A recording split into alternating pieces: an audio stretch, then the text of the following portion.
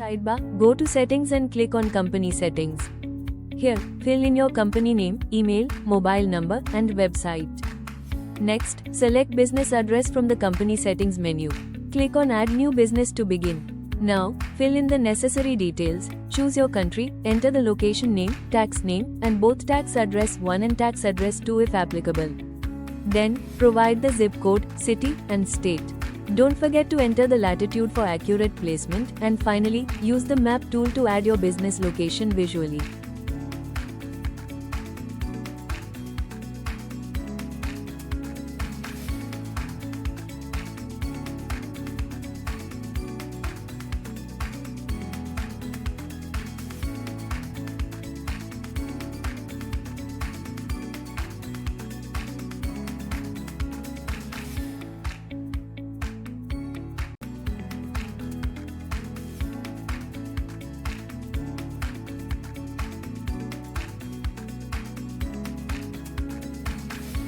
Once you've filled in all the required information and everything looks good, click Save to apply your changes.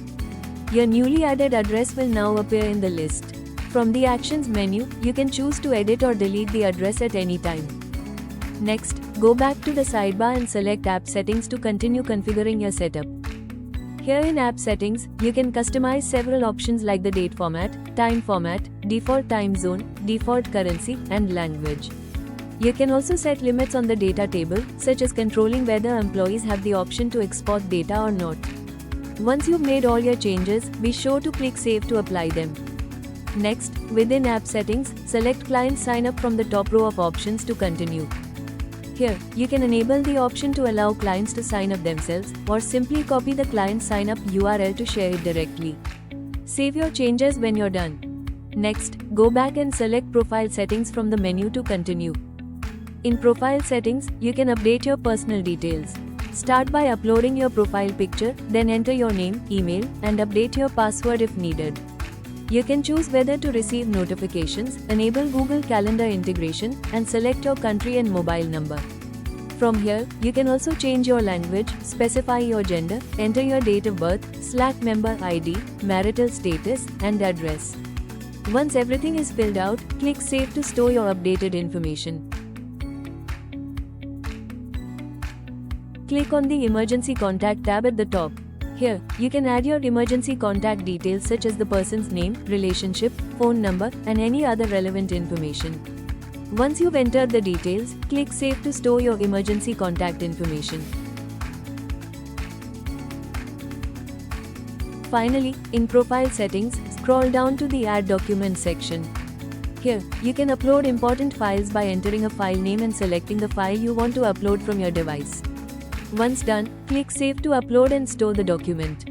Next, navigate to the Notification Settings section to manage how and when you receive alerts from the system. In Notification Settings, go to the From Email section and make sure your SMTP details are correctly filled in, including the mail from name, mail from email, mail host, mail port, mail encryption type, mail username, mail password, and email verification settings. Then, scroll down to the side Notification section to ensure that email notifications are either enabled or disabled based on your preference. Once done, click Save. Next, in Notification Settings, click the Slack tab to set up your Slack notifications. For Slack and push notifications, scroll to the side Notification section to enable or disable them as you like. Then click Save to apply the changes.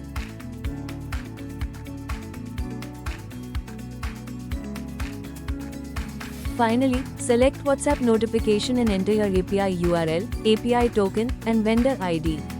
Then, scroll to the side Notification section to enable or disable WhatsApp notifications as you prefer. Click Save to apply the changes. Next, navigate to Currency Settings to configure your preferred currency options.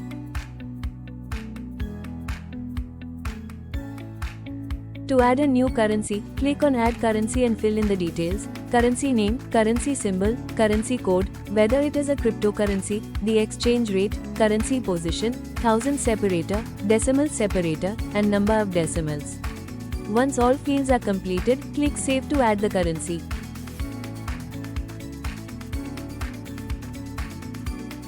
From the Action button, you can choose to edit or delete any currency you've added.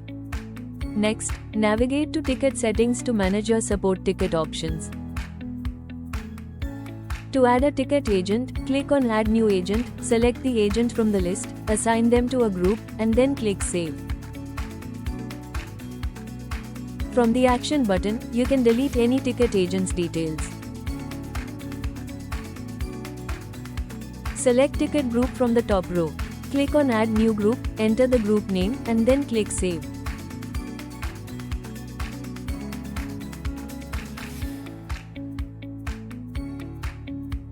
Here, select Ticket Type from the top row. You'll see a list of existing ticket types, which you can edit or delete using the Action button. To add a new type, click Add New Type, enter the name, and then click Save. Next, select Ticket Channel from the top row. You can edit or delete existing channels using the Action button. To add a new channel, click Add New Ticket Channel, enter the channel name, and then click Save. Next, select Reply Template from the top row. To add a template, click Add Template, enter the template heading and template text, then click Save. Finally, in Ticket Settings, enable the Round Robin option to distribute tasks fairly and efficiently among team members. This method assigns tickets one by one in order, Agent A, then B, then C, and repeats, ensuring balanced workloads and smooth task management. Next, go to Custom Fields to create additional fields that capture specific information for your tickets or forms. To add a custom field, click on Add Field, then choose the module, enter the field label, and select whether the field is required or not. Choose the field type, and set options like Show in Table, Allow Export, Table View, and Use in Filter. Once done, click Save to add the field.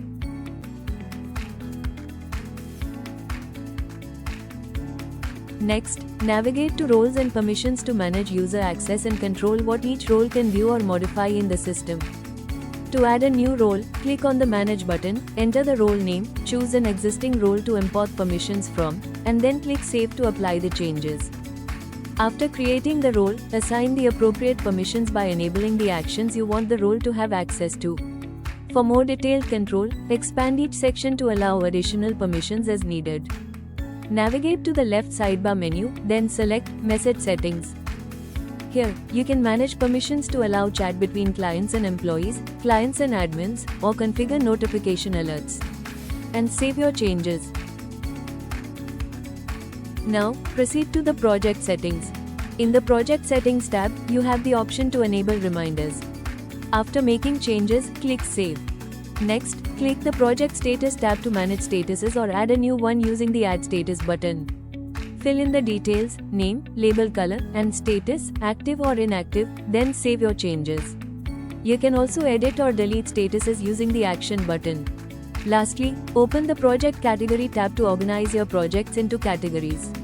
You can edit or delete existing categories. To add a new category, click Add Category, enter a name, and save.